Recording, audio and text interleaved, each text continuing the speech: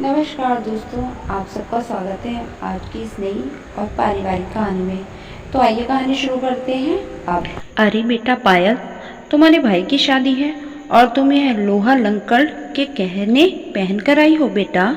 सभी के सामने हमारी और तुम्हारे ससुराल वालों की क्या ही इज्जत रह जाएगी। जहाँ तक मुझे याद है, तेरी शादी में तेरे ससुराल से भी काफ़ी गहने चढ़ाए गए थे और हमने भी तुझे काफ़ी सारे गहने दिए थे। तो सब सोने के गहनों की जगह तू ये नकली गहने क्यों पहन रही है? पापा की बात सुनकर पायल बोली, पापा अभी मुझे गहने संभालने की आदत नहीं है।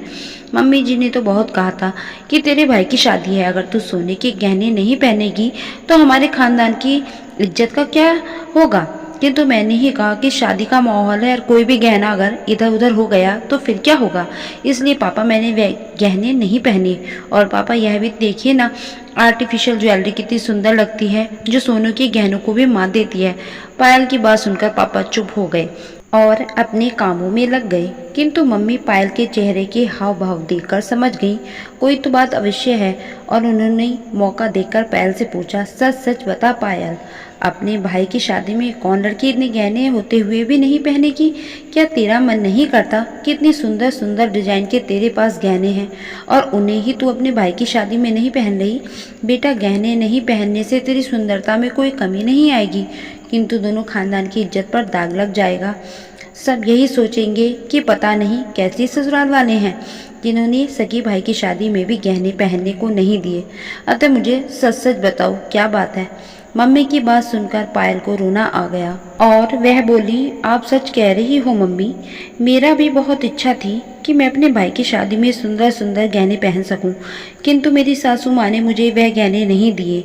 आपके कहने पर मैंने सारे गहने शादी के बाद ही मम्मी जी के पास रख दिए थे ताकि ज़रूरत पड़ने पर मैं उनसे मांग सकूं और मुझे खोने का डर भी ना हो। किंतु अभी 4 दिन पहले जब मैंने उनसे कहा कि मम्मी जी मुझे वे गहने दे दीजिए, मेरे भाई की शादी है, तब वह बोली, तुम्हें अक्ल भी है गहने संभालने की? एक रुमाल का तो तुम्हें होश नहीं रहता, जहाँ जाती है वहीं छोड़ आती है, तो गहने क्या खाक संभालेगी? और तेरे पापा के खानदान की ऐसी भी कोई कौन सी इज्जत है जो अगर गहने नहीं पहनेगी तो मिट्टी में मिल जाएगी? और अगर उन्हें ज्यादा ही अपने खानदान की इज्जत प्यारी है तो और बनवा कर दे दे अपनी बेटी को, पर यह गहने तो मैं तुझे नहीं दूंगी। और आजकल नकली गहने भी कोई कम नहीं होते हैं और किसी को क्या पता चलेगा कि गहने असली हैं या नकली। इसलिए मम्मी मुझे यही गहने पहनने पड़ रहे हैं। लेकिन पायल बेटा, यह तो गलत बात है, वह तुम्हारा स्त्री धन है जिस पर तुम्हारे अलावा किसी का कोई हक नहीं है। अभी तू चिंता मत कर, अभी मेरे पास कई सारे गहने हैं, तो अपने भाई की शादी में उनसे ही कुछ निकाल कर पहन लेना। वैसे भी यह उम्र तुम्हारे पहनने ओढ़ने की है, मैं तो कुछ भी पहन लूंगी। और पायल ने अपनी मम्मी के कुछ गहने पहन लिए।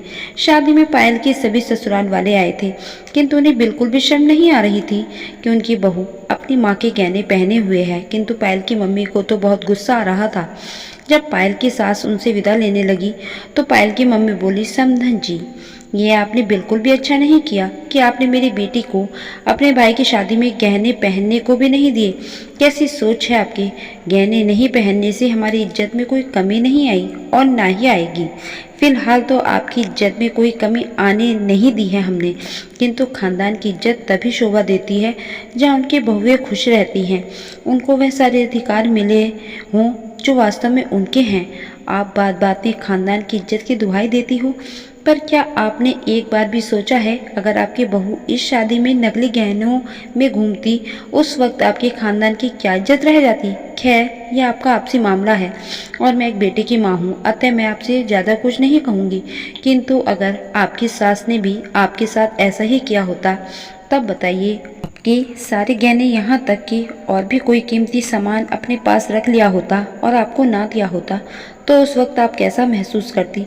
पायल की सास ने तो इतना कभी सोचा ही नहीं था, किंतु आज वह सोचने को मजबूर हो गई कि जो उसकी सास ने उनके साथ किया था, क्या जरूरी है वह भी अपनी बहू के साथ ऐसा ही बर्ताव करे? पहले के ज़माने की बात और थी, एक बहू के गहने दूसरी बहू को चढ़ा दिए जाते थे या बेटी को दे दिए जाते थे।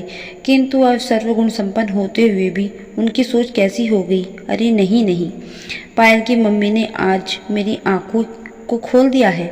आज के बाद मैं अपनी बहू पर किसी भी तरह की कोई भी रोक टोक नहीं लगाऊंगी और यह मेरा दृढ़ निश्चय है। और मन ही मन यह सोचकर वह अपने घर आ गई ताकि पायल को उसकी खुशियाँ लौटा सकें। तो दोस्तों उम्मीद करती हूँ आपको ये कहानी पसंद आई होगी। कहानी पसंद आए तो वीडियो को लाइक करें, शेयर करें, चैनल को सब्सक्राइब जरूर कर दें। धन्यवाद।